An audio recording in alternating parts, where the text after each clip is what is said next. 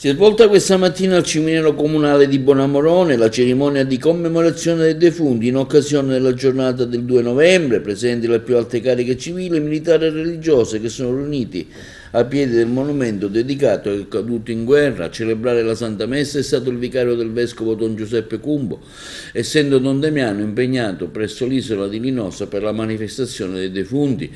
Prima dell'inizio della funzione religiosa è venuta la deposizione della corona di fiore al monumento dei caduti, al sacrario, a cura di una delegazione rappresentanti del comune di Agrigento, tra questi il vice sindaco Giupia, il presidente del Consiglio Comunale Civiltà.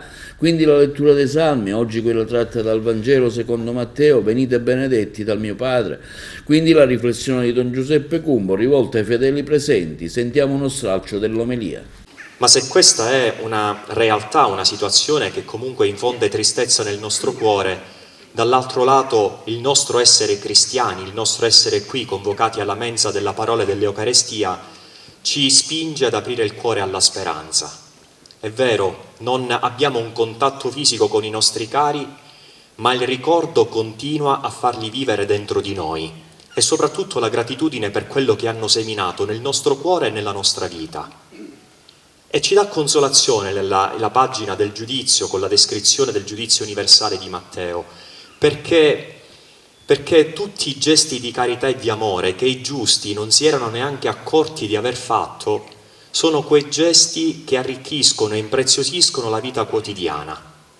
E quindi il dare un bicchiere d'acqua a chi ha sete, il dare da mangiare a chi ha fame, il fare visita a chi è solo, sono quei gesti che possono rendere più bella la nostra vita e che hanno reso importante e bella la vita di coloro che noi oggi ricordiamo. Perché se li ricordiamo è perché hanno scritto anche delle pagine belle nella nostra storia personale.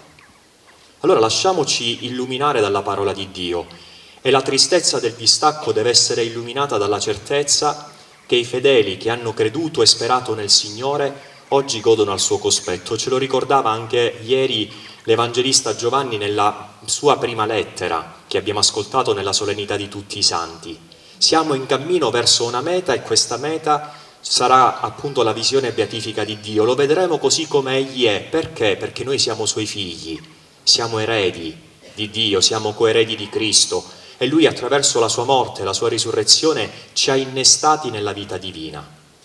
Brevemente allora vorrei ripercorrere con voi queste 3 pagine della scrittura che abbiamo ascoltato. La prima ci indica il sentiero della speranza che deve sempre illuminare la nostra storia ed è la speranza che il profeta Isaia consegna al popolo di Israele attraverso la parola stessa del Signore. Dice: il Signore stesso preparerà per tutti i popoli un banchetto di grasse vivande. È la descrizione del banchetto escatologico, della fine dei tempi, in cui il Signore stesso servirà coloro che sono stati fedeli. E ci sono 4 verbi in particolare che il profeta mette in evidenza che descrivono il modo di agire di Dio. Preparerà il banchetto, strapperà il velo che copriva la faccia di tutti i popoli, eliminerà la morte per sempre e farà scomparire l'ignominia del suo popolo. Sono 4 azioni a favore del popolo fedele. Sono 4 azioni che Dio compie a favore di coloro che hanno creduto e che hanno sperato in Lui. Ed è questo quello che ci permette di aprire veramente il cuore alla speranza e di confidare nella parola del Signore, sapendo che coloro che abbiamo amato, servito e che hanno anche contribuito alla nostra crescita umana e spirituale, trasmettendoci anche la fede, oggi sono serviti da Dio, oggi sono consolati da Dio, oggi possono vedere Dio. E allora il valore della nostra preghiera ci permette di spalancare il cuore a questa speranza che per noi deve essere una certezza. E il fatto che un giorno ci ricongiungeremo insieme e godremo al cospetto di Dio deve spingerci a vivere bene i nostri giorni. Se il primo sentiero è quello della speranza, il secondo è quello della fede. Perché siamo chiamati a sperare? Perché dovremmo sperare? Perché dobbiamo credere nella parola di Dio. E la parola di Dio oggi, in particolare nella seconda lettura, ci mette dinanzi ad una verità sulla nostra identità cristiana. Noi siamo figli di Dio, dice l'Apostolo Paolo alla comunità dei Romani. E il fatto di essere figli, di non essere schiavi, significa che siamo eredi di quanto il Signore Gesù ci ha guadagnato sulla croce, cioè la vita eterna.